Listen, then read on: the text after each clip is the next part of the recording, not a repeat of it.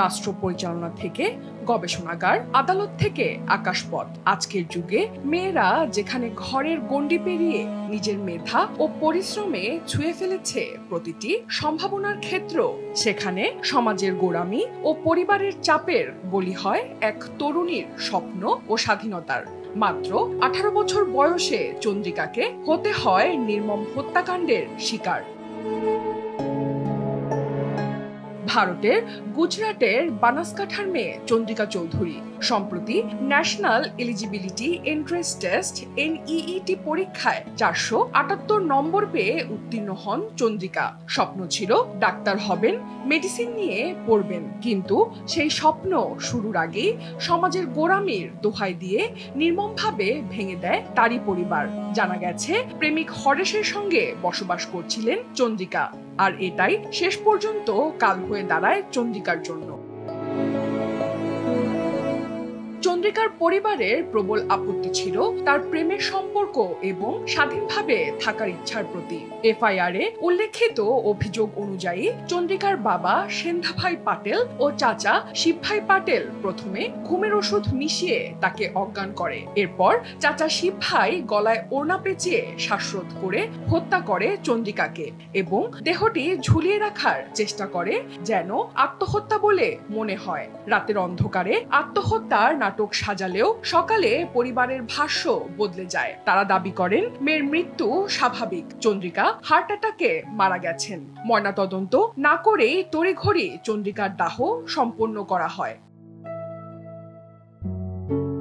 ভুক্তভোগের সঙ্গে প্রেমের সম্পর্কে ছিলেন হরিশ চৌধুরী, কিন্তু পরিবার এই সম্পর্ক মেনে নেয়নি। তারা অন্য কারো সঙ্গে চন্দ্রিকার বিয়ে দিতে চাইছিলেন। পরিবার যে রাজি হবে না তা আগেই জানতেন চন্দ্রিকা এবং এ বিষয়ে হরিশকে জানিয়েছিলেন। জীবন বিপন্ন হতে পারে এমন আশঙ্কায় 24 জুন রাতে হরিশকে তিনি বার্তা পাঠান যেন তাকে পরিবারের কাছ থেকে নিয়ে যাওয়া হয়। এসে আমাকে নিয়ে যাও, না হলে আমার পরিবার আমাকে জোর করে বিয়ে দেবে। যদি আমি রাজি না হই তারা আমাকে মেরে ফেলবে, আমাকে বাঁচাও। হরিশকে এমনই বার্তা পাঠিয়েছিলেন চন্দ্রিকা।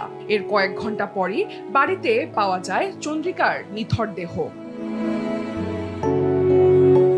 চন্দ্রিকা নিহত হওয়ার আশঙ্কায় আদালতে হেবিয়াস কর্পাস পিটিশন দায়ের করেছিলেন হরেশ, কিন্তু শুনানির আগেই খবর আসে তিনি মারা গেছেন। পরিবার স্বাভাবিক মৃত্যু দেখিয়ে মৃত্যু সনদ জমা দেয়, কিন্তু হরিশ এতে বিশ্বাস করেননি। তিনি পুলিশের কাছে তদন্তের আবেদন করেন। পুলিশ তদন্তে পারিবারিক বক্তব্যের অসঙ্গতি, প্রযুক্তিগত প্রমাণ এবং ঘটনার পরিস্থিতি মিলিয়ে নিশ্চিত হয় এটি একটি পরিকল্পিত হত্যা।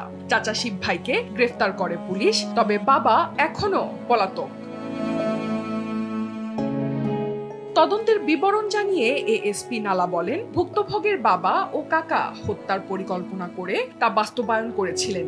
ঘটনার কয়েকদিন আগে চন্দ্রিকা হরিশের সঙ্গে বাড়ি ছেড়ে গিয়েছিলেন, কিন্তু পুলিশ তাদের খুঁজে পায় এবং পরিবারের নিখোঁজ ডায়েরির পর তাকে আবার বাড়ি ফেরত পাঠানো হয়। তিনি আরো জানান, স্বাভাবিক মৃত্যুর ক্ষেত্রেও পরিবার সাধারণত চিকিৎসকের পরামর্শ নেয়, কিন্তু মেয়েটিকে কোনো চিকিৎসকের কাছে নেওয়া হয়নি। তড়িঘড়ি করে দাহ সম্পন্ন করা হয়। মৃত্যুর পর কাছের কোনো আত্মীয়কে, এমনকি পালানপুরে পড়াশোনা করা ভাইকেও খবর দেয়া হয়নি। এতে পরিবারের গোপন কিছু থাকার সন্দেহ হয়।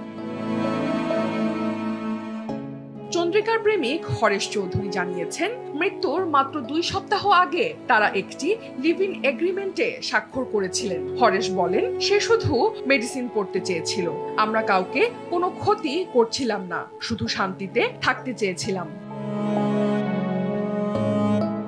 গোঁড়ামি এবং তথাকথিত সম্মানের নামে কারো জীবন কেড়ে নেয়া কখনো ন্যায়সঙ্গত নয়। চন্দ্রিকার শেষ বার্তা আমাকে বাঁচাও সমাজের জন্য একটি সতর্ক বার্তা, যেন আরেকজন চন্দ্রিকা কখনো বিনা অপরাধে হারিয়ে না যায়। অনন্যা দাস, দেশ টিভি।